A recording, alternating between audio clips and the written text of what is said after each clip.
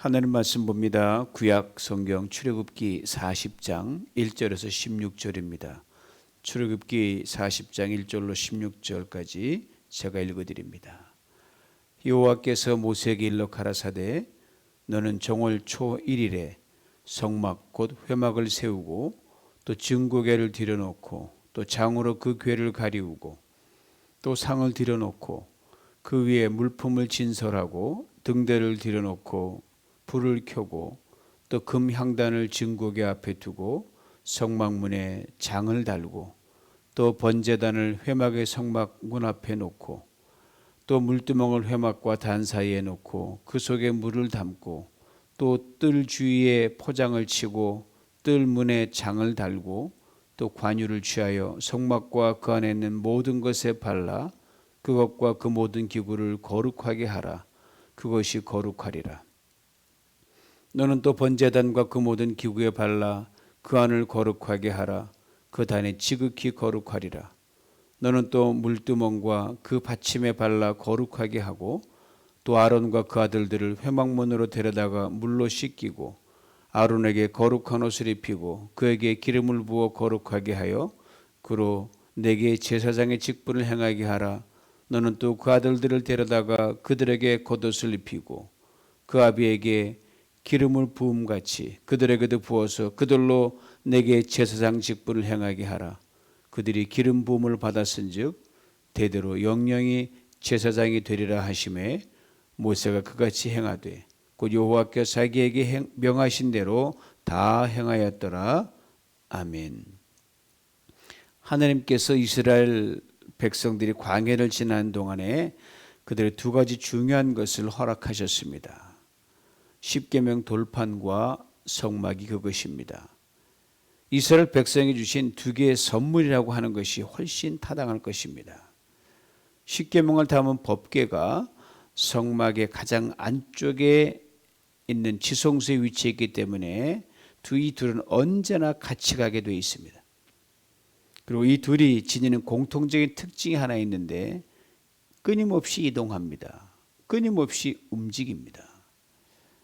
시편 119편 54절에 이런 말씀이 있습니다. 나의 나그네 된 집에서 주의 율례가 나의 노래가 되었나이다. 나그네 된 집, 성막을 의미하고요. 주의 율례는 십계명으로 대변되는 율법을 의미합니다. 인간은 태어나서부터 죽을 때까지 쉼없이 움직이는 나그네 인생을 살아가게 되어 있습니다. 버려 나그네 인생, 이거에 대해서 하나님의 이 십계명과 성막을 선물로 주신 목적이 담겨 있습니다. 즉 나그네 인생 처음부터 끝까지 하나님께서 우리와 함께 이동하시고 함께 움직이면서 우리를 지키시고 보호해 주신다는 약속이 이 십계명과 성막 그 안에 담겨져 있습니다. 한 가지 특이한 것은 이 쉼없이 움직이는 나그네 인생에서 하나님께 유일하게 멈춤을 명령하신 것이 있습니다. 바로 안식일입니다. 그렇기 때문에 첫 번째 성막에 대한 내용이 안식일 규례로 끝나고 두 번째 성막에 대한 내용이 안식일 규례로 시작되는 것은 결코 우연이 아닙니다. 안식일은 하나님을 하나님 되게 하라고 우리에게 철저한 순종을 요구하시는 하나님의 귀한 날입니다. 구별된 날입니다. 이스라엘 백성들 그러므로 성막을 두고 쭉 이동하다가 안식일에 되면 무조건 멈췄습니다. 그리고 하나님께 예배를 드렸습니다. 우리가 일주일에 하루를 따로 구별해 예배를 드리는 것의 뿌리가 바로 이 안식일 규례입니다. 그러므로 주일 예배는 해도 그만 안 해도 그만이 아닙니다. 반드시 무조건 지켜야 하는 순종의 계명입니다. 이제 우리가 바로 성전으로 대변되는 움직이는 성막이거든요. 여러분과 제가 성전이니까 성령이 우리 안에 거하시기 때문입니다. 그러므로 그리스도인인 우리들에게 주일은 단지 일주일에 한 날에 국한되지 않습니다. 이제는요. 매일이 주일입니다. 그리고 삶이 예배입니다. 저는 예배당 담장으로 담을 놓고 이 안에 들어있는 것은 예수 믿는 사람, 그리스도인, 밖에 있는 건 세상 이렇게 구분이 되었는데 이제는 그렇지 않습니다. 매일의 일상에서 세상과 우리가 같이 노출된 그런 일상에서 매일의 삶에서 선명한 구분이 되어야 하는 그런 시대를 살아가기 때문에 교회 담장 안에 있나 없나 건 아무런 의미가 없습니다. 성전 있냐 없냐도 의미가 없습니다. 이것을 이미 2000년 전에 예수님께서 아주 분명하게 말씀하셨습니다. 마태복음 5장 13절로 16절 말씀 현대인의 성경으로 읽어드립니다. 너희는 세상의 소금이다. 그런데 소금이 그 맛을 잃으면 어떻게 다시 짜게 할 수 있겠느냐. 그런 것은 아무 쓸모가 없어 밖에 버려져 사람들에게 짓밟힐 뿐이다. 너희는 세상의 빛이다. 산 위에 있는 마을은 잘 보이기 마련이다. 그럼 등불을 켜서 그릇으로 이걸 덮어둘 사람은 아무도 없다. 우리가 그를 등잔에 올려놓고 집안의 모든 사람에게 비치게 하지 않겠느냐. 이와 같이 너희 빛을 사람들 앞에 비추게 하라. 그래서 사람들이 너희 착한 행실을 보고 하늘에 계신 너희 아버지를 찬양하게 하라. 이 말입니다. 그렇습니다. 광야 인생길을 가는 그리스도인 우리가 바로 오래전 이스라엘 백성들에게 선물로 주셨던 광야 성전인 성막입니다. 우리가 움직이면 교회가 보이는 거예요. 우리가 움직이면 예수가 보이는 거예요. 우리가 움직이면 하나님을 세상에게 보여주는 겁니다. 출애굽기의 거의 3분의 1가량이 이스라엘 백성이 광야 성소인 성막과 관련된 내용으로 기록되어 있습니다. 굉장히 많은 분량입니다. 그만큼 거기에 의미가 담겨 있다는 뜻이죠. 성막에 관한 내용은 출애굽기 전체가 두 번에 나타나는데 하나님께 성막을 어떻게 만드실 것을 모세에게 자세히 가르치실 때 한 번 나타나고 모세 그 명령을 실제로 행동에 옮겨 성막을 세울 때 두 번째로 나타납니다. 성막에 관한 내용이 두 번 등장하는 탓에 십계명 돌판에 관한 내용도 두 번 등장합니다. 그리고 그 사이에 이스라엘 백성이 금송아지를 만드는 황당한 사건이 그 사이에 놓여 있습니다. 요약하면 이렇게 돼요. 첫 번째 성막 이야기, 안식일 규례, 금송아지 사건. 안식일 규례, 두 번째 성막 이야기. 그 긴 3분의 1을 요약하면 딱 이렇게 된 거예요. 아신 대로 오늘 우리가 보고 듣고 있는 출애굽기라는 성경책은요.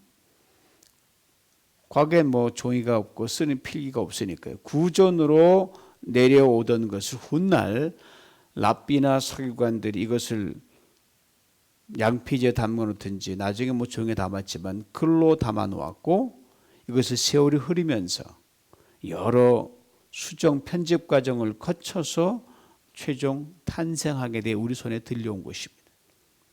특별히 출애굽기의 성막에 관한 말씀이 방금 말씀드린 순서대로 첫 번째 성막 이야기 안식일 규례 금송아지 사건 안식일 규례 두 번째 성막 이야기 이렇게 정리된 시기가 언제였냐 하면요. 모세 때가 아니라 이스라엘 민족의 역사적 사건과 아주 밀접한 관계가 있습니다. 바로 바빌로니아 포로기 때 이 순서가 정해졌습니다. 이에 대해 대부분 학자들이 의견의 일치를 보이고 있습니다. 아시는 이스라엘 백성들이 바빌로니아 포로로 잡혀가기 이전엔요. 화려한 솔로몬 성전 시대가 있었습니다. 그런데 화려한 성전 안에서 참으로 황당한 일들이 오랫동안 벌어지고 있었거든요. 예배를 소홀히 합니다. 안식일 규례를 신실하게 지키지 않은 것은 물론 성전의 우상까지 갔다는 우상 숭배까지 행해지는 회개망측한 일이 벌어졌어요. 어느 정도였는지 이스라엘 백성들의 불순종과 죄에 대해 크게 실망하신 하나님께서 이사야 선지자를 통해 말씀하신 대목을 통해 저들이 얼만큼 멀리 갔나를 충분히 짐작할 수 있습니다. 바로 이사야 1장 2절로 4절 말씀인데 들어보셔요. 하늘이여 들어라, 땅이여 귀를 기울여라. 여호와께서 말씀하신다. 하늘 땅 다 하느님이 버젓한 대하나 벌어졌다는 거예요. 내가 기른 자식들이 나를 거역하였도다. 소도 자기 주인을 알고 나귀도 자기 주인의 귀를 알건만은 이스라엘은 알지 못하고 내 백성은 깨닫지 못하는구나. 슬프다 범죄한 나라여, 부패하고 악한 백성이여, 너희가 여호와를 저버리고 이스라엘의 거룩하신 하나님을 배신하였다. 그렇습니다. 이방 나라 백성들도 아닌 하나님의 택한 선민이라고 자랑하는 이스라엘 백성들이 소만도 못하고 나기만도 못했습니다. 그리고 또 세월이 흘렀어요. 돌이킬 줄 모르는 이스라엘 백성들, 저들의 여호와 신앙 겉껍데기에 불과하고 입술로만 나왔습니다. 성정 중심의 신앙, 이제 알맹이는 다 빠져버렸어요. 그 상황이 최악으로 치닫게 됩니다. 소위 말하는 바닥을 쳐버립니다. 나라가 망했습니다. 예루살렘 성전이 무너졌습니다. 완전히 무너져 폐허가 되어버렸습니다. 바로 출애굽기에 등장하는 첫 번째 성막 이야기, 이어지는 금송아지 사건, 그리고 땅에 던져져 박살난 십계명 이야기가 훗날 자신들의 신세가 박살이 났거든요. 그들이. 나라도 가정도 개인도 쫄딱 망했습니다. 바빌로니아로 포로로 잡혀갔습니다. 인간적인 관점에서 회복불능이죠. 어떻게 그런 상태에서 일어납니까?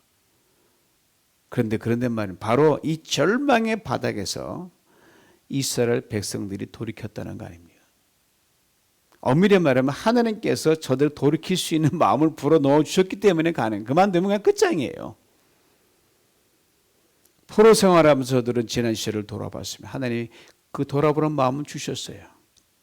그리고 과거 자신들의 조상들이 광야에서 저질렀던 황당한 사건들을 떠올려 본 거예요.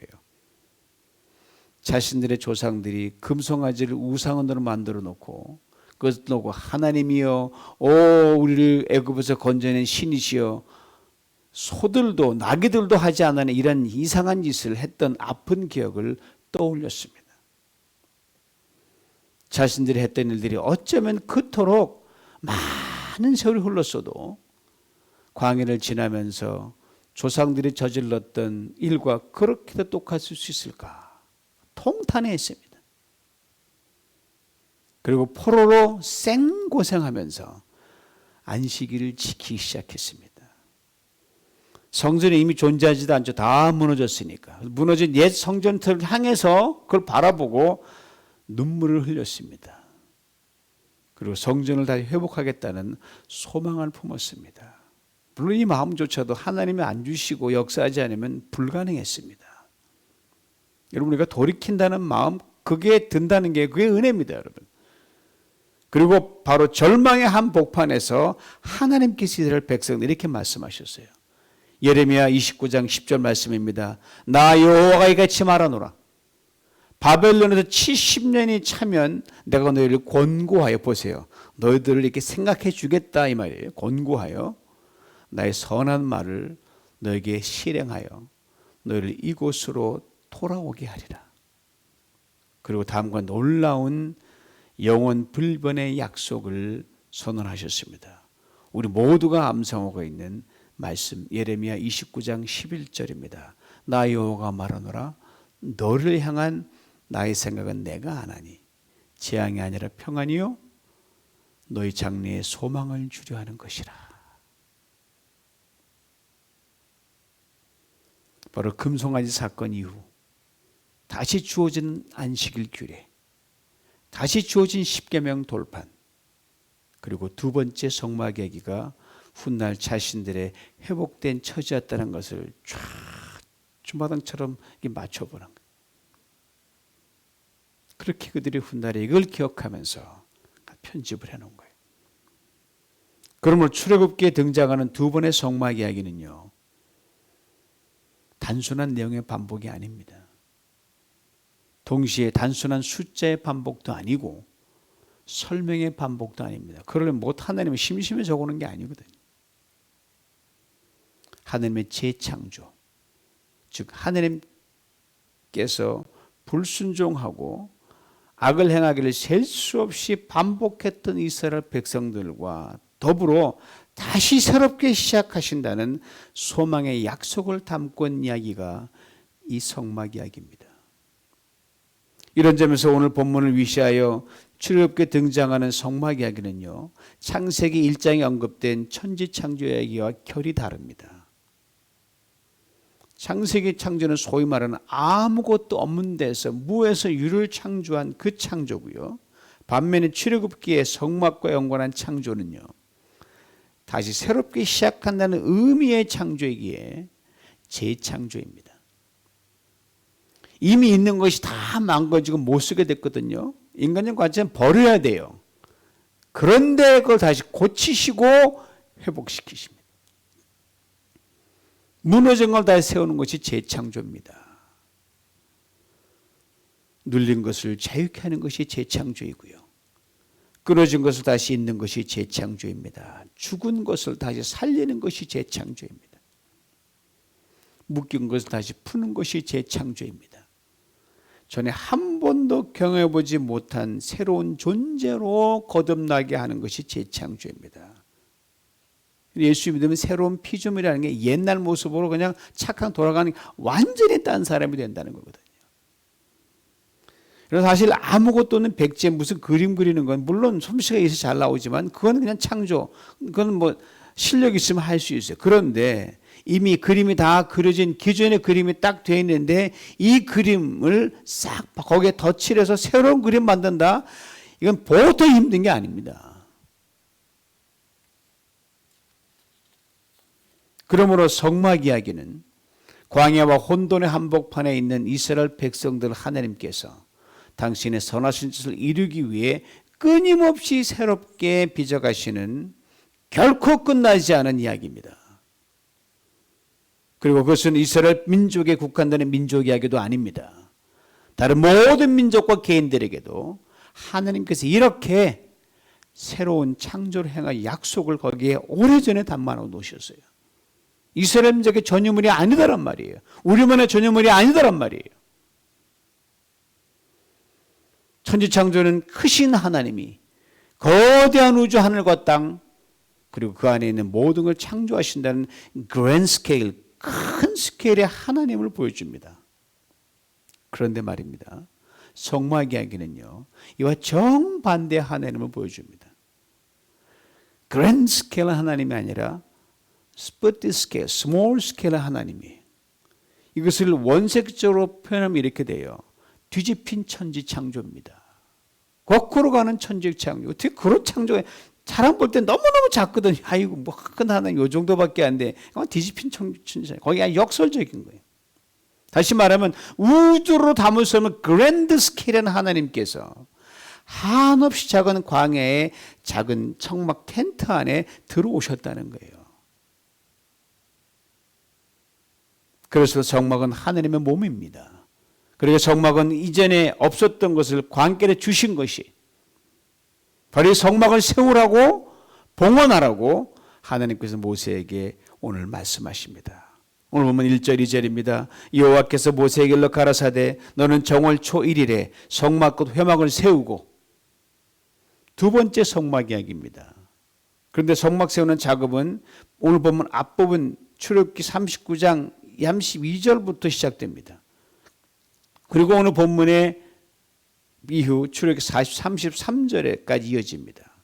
그러니까 출애굽기 39장 32절에 시작해서 출애굽기 40장 33절에서 끝나는 이 성막 봉헌, 오늘 압축하면 이렇게 됩니다. 첫 번째는 각각 성막 물품들을 다 완성해서 막대기는 막대기 물 다 만들어서 모세에게 하나씩 갖고 옵니다. 이게 39장에 나오는 거예요. 그리고 하나님께서 갖고 온 걸 보고 자 이제 세우라 봉헌하라고 명령하십니다. 이게 오늘 본문이에요. 그리고 그대로 따라서 성막을 세워서 봉헌하는 것이 오늘 본문 이후에 33절 말씀까지 됩니다. 성막 봉헌 전 과정 하나님이 주도하셨습니다. 그런데 말입니다. 모든 작업은요 사람의 손을 빌어서 하셨습니다. 창조주 하나님이 피조물인 인간의 손에 자신을 완전히 맡기셨습니다. 강한 하나님이 약한 인간의 손에 자신을 맡기셨습니다. 무한한 하나님이 유한한 인간의 손에 자신을 맡기셨습니다. 이 성막의 절정이 바로 예수 그리스도의 십자가 사건입니다. 죽기까지 죄인인 인간의 손에 당신을 맡기셨습니다.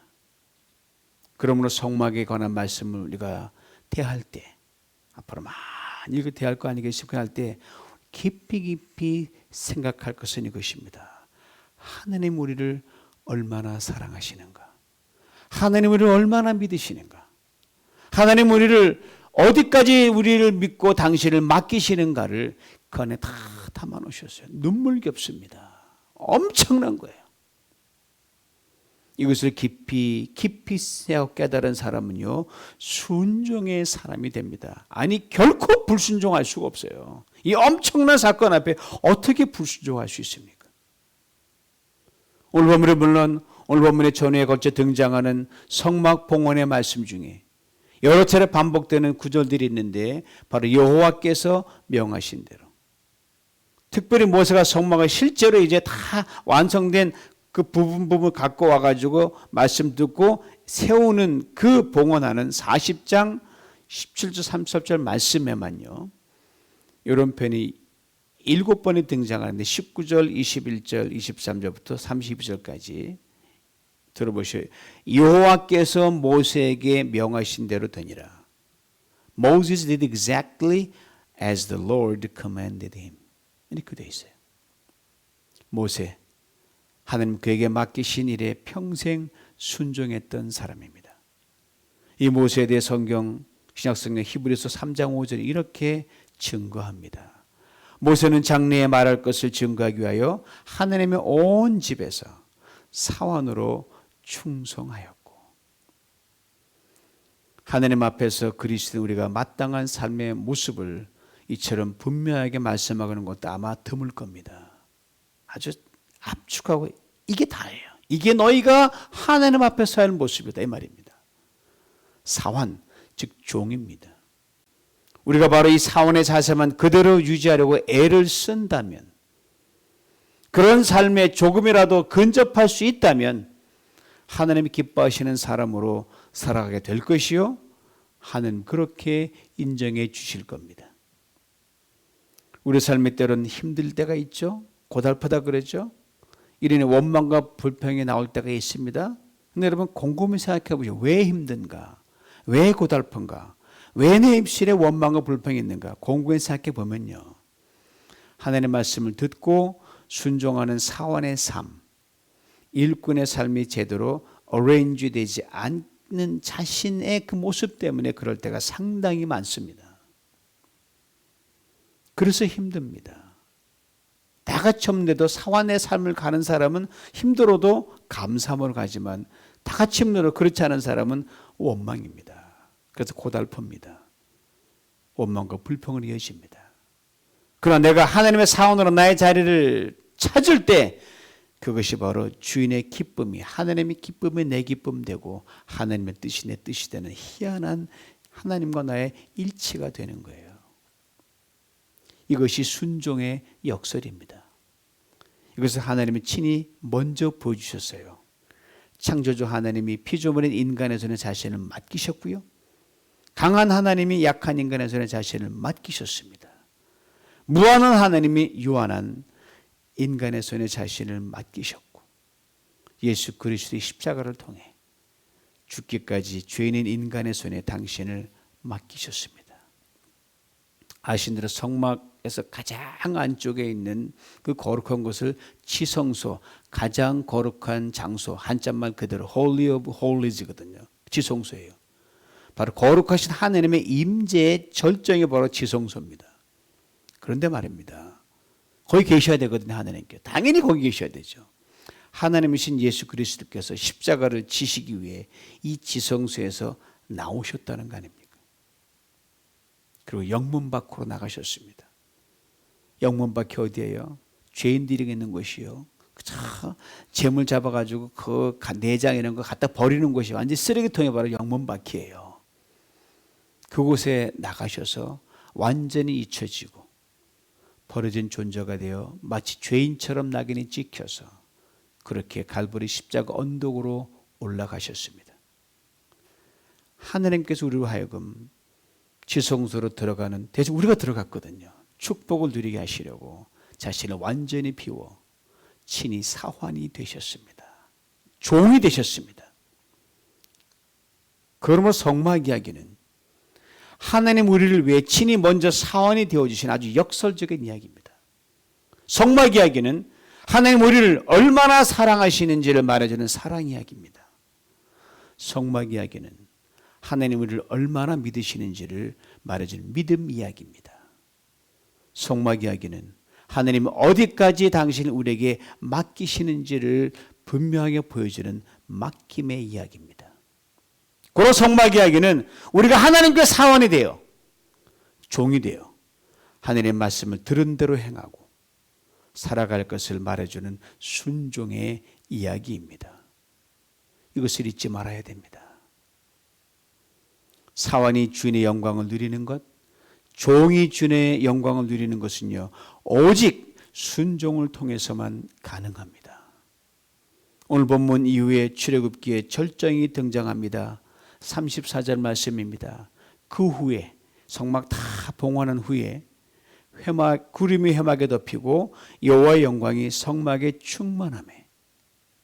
저는 이 대목을 읽을 때마다 이렇게 되뇌입니다. 머슴의 영광.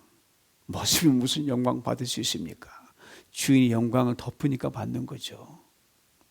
그렇습니다. 우리가 사환으로 종으로 머슴으로 하나님께 온전히 충성하고 순종할 때 하나님의 영광이 우리를 덮으십니다. 충만하게 하십니다. 이것은 또 뭘 말해줍니까? 여러분과 제가 사환의 헌신으로 머슴의 헌신으로 살아갈 때 장래 우리 자녀들이 그리고 하나님께 돌아오게 될 수많은 사람들이 또한 하나님의 영광, 예수 그리스도의 영광, 천국의 복을 알고 덧입게 된다는 약속이 담겨져 있음을 말해줍니다. 38절 말씀, 출애굽기 마지막 말씀입니다. 들어보세요. 낮에는 여호와의 구름이 성막 위에 있고 밤에는 불이 그 구름 가운데 있음을 이스라엘의 온 족속이 그 모든 행하는 길에서 친히 보았더라. 출애굽기의 클라이맥스입니다. 이렇게 살 수 없을까? 볼 때마다 이렇게 살면 얼마나 멋있을까? 하나님을 밤이나 낮이나 친히 보고 느끼고 깨달으면서 말입니다. 얼마나 놀랐습니까? 사환이 되면 됩니다. 종이 되면 됩니다. 머슴이 되면 그렇게 될 수 있습니다. 왜요? 하나님께서 당신의 몸인 성막 봉헌을 사환인 모세에게 맡기셨기 때문입니다. 에베소 2장 22절에 이런 귀한 말씀이 있습니다. 너희도 성령 안에서 하나님의 거하실 초소가 되기 위하여 예수 안에서 함께 지어져 가느니라. 성막 이야기가 오늘 본문에서 끝난 것이 아니라 이후 오늘까지 그리고 주님 오시는 그날까지 진행되는 이야기라는 것을 분명하게 말해줍니다. 십계명 돌판, 하나님 어디에 감춰놨는지 사람들이 찾으려고 못 찾습니다. 없어요. 성막도 존재하지 않아요. 그저 사람들이, 후대 사람들이 복원하려는데 그 아무 소용없어요. 예수 그리스도 안에서 여러분과 제가 하나님의 계명을 지키는 살아있는 십계명 돌판으로, 살아있는 성전으로 끊임없이 성숙되어 가고 지어져 가야 되기 때문에 옛날의 십계명 돌판, 옛날의 성막은 존재할 필요가 없고 존재해서도 안 되고 그걸 원치도 않아요. 왜? 끊임없이 지어져 가는 게, 멈추지 않는 게 성막 이야기이기 때문입니다. 사랑하는 성도 여러분, 광야길 인생에서 바람 한번 강하게 확 불면 그토록 붙들고 의지했던 우리의 자랑들 아무 소용없습니다. 필요하지만 그게 우선이 아니라는 거죠. 유럽의 독일 홍수 보십시오. 정신없잖아요. 그렇다면 결코 없어지지도 않는 우리의 자랑은 무엇이 되어야 할까요? 하나님의 성전을 세우는 모습으로 살아가는 그 영광뿐입니다. 주님의 교회를 위해 내가 무엇을 할까? 이것을 늘 생각하는 사원의 영성으로 모습의 영성으로 열심히 우직하게 살아가는 겁니다. 하나님의 사원의 인생, 모습의 인생 확실하게 책임져 주십니다. 거친 광야 모래길을 걸어갈 때 기이하게 함께 하십니다. 아니 삶의 한 복판까지 들어오십니다. 기이하게 위험할 때 안전지대로 옮기십니다. 만나와 메추라기를 지금도 내려주시고요. 반석에서 샘물이 지금도 터져나오게 만드시고 밤낮으로 시마다 때마다 향하는 모든 인생의 일과 길에서 하나님의 영광을 친히 보게 하십니다. 이 은혜와 축복을 누리게 하시려고 포털라 성전 시대를 막 여신 하나님께서 성막 봉헌에 지금 이 시간 이 새벽에 여러분과 저를 초청하고 계십니다. 주님의 몸된 교회를 봉헌하고 세워가는 모습으로 사원이 되어 광야 인생길에서 날마다 승리, 날마다 영광, 날마다 은혜, 날마다 평강, 날마다 축복을 받아 누리는 복된 성도들 될 수 있기를 주님의 이름으로 축원합니다. 하나님 아버지, 오래된 고문서 속에 들어있는 성막 이야기를 다시 끄집어내요. 우리 이야기로 다시 받으라고 오늘 새벽에 말씀하시니 감사합니다. 하나님의 친히 사원이 되셔서, 그것도 형편없는 낮은 사원이 되셔서 당신의 성막을 우리로 통해 친히 짓게 하실 만큼 사랑하시고 믿으시고 맡기신 하나님 전율합니다. 감사합니다. 하나님의 사랑을 담은 성막 이야기를 제대로 읽을 수 있다면, 읽어야 한다면 읽어야 하기를 원하신 하나님, 사반으로 모습으로 평생 달려가는 신실한 순종의 사람 되기를 소망하오니 성령으로 충만케 하시고 우리 평생 일을 이루는 가운데 하나님 주님의 성전 날마다 예수와 함께 지어져가는 축복을 드리며 그 축복 안에서 영광을 보게 하여 주시옵소서. 예수님의 이름으로 기도하옵나이다. 아멘.